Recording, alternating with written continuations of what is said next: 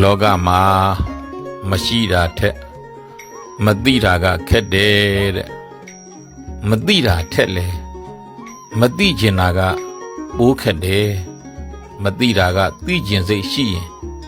သင်လို့တတ်နိုင်ပါသေးတယ်မသိကျင်တာကတော့သင်ဖို့လဲမလွယ်ဘူးပေါ့ဒါကြောင့်မသိတာထက်မသိကျင်တာကပိုးခက်တယ်လို့ဆိုတယ်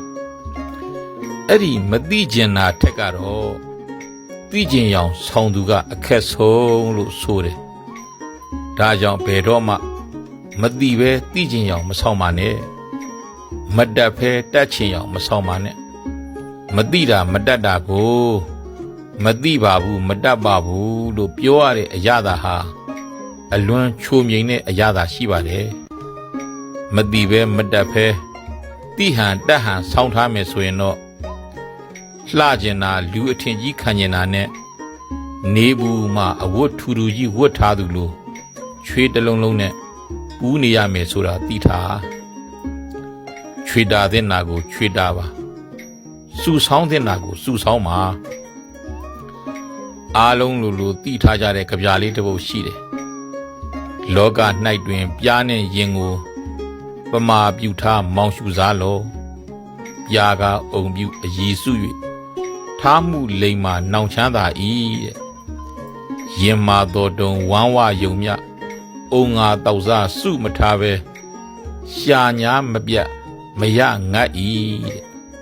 ပြားကောင်နဲ့ရင်ကောင်တွေဟာအကောင်အရွယ်စားပြန်နိုင်နာခြင်းပုံစံချင်းတူပေမဲ့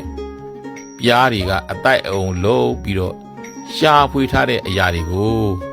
စုဆောင်းထားလို့ချမ်းချမ်းသာသာနဲ့နေရတာတွေရှိပေမဲ့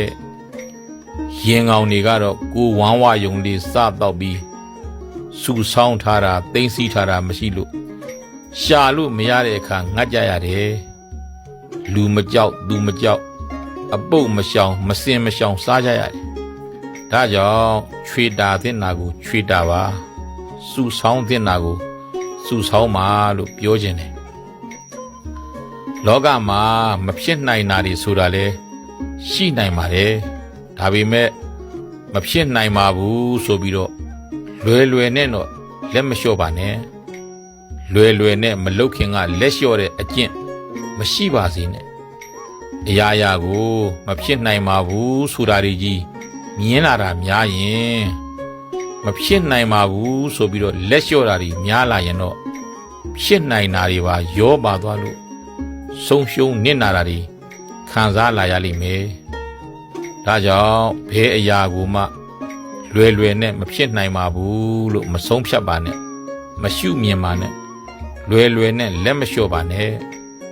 မဖြစ်သေးတာပဲရှိမှာပါလို့မြင်ထားပါပုထုဇဉ်လူသားတိုင်းရဲ့လက်ထဲမှာလောဘဒေါသမောဟမာနဆိုတဲ့ဓာတ်လေးတွေကိုယ်စီရှိနေတတ်ကြတာမို့ဘသူကိုမှစိတ်ချလက်ချလဲမယုံကြည်မိပါစေနဲ့ကိုယုံကြည်ရတဲ့သူနဲ့ကိုအနည်းကလူတွေကပဲကိုကိုလှုပ်ကြံနိုင်တာကများတယ်အဝေးကပြစ်တဲ့မြားထက်အနီးကခုတ်တဲ့ဓာတ်တန်ရာကသွေးထွက်ပိုးများတယ်ဆိုတာဘယ်တော့မှမမေ့ပါနဲ့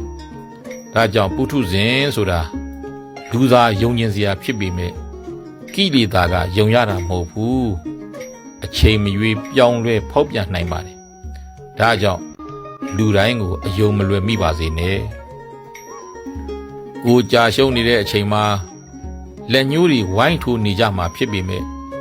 ကိုအောင်မြင်လာတဲ့အခါမှာတော့လက်အုပ်တွေလက်ဆယ်ပြားတွေရောက်လာကြမှာပါကြာရှုံးနေတဲ့အချိန်ထိုးနေတဲ့လက်ညှိုးတွေကို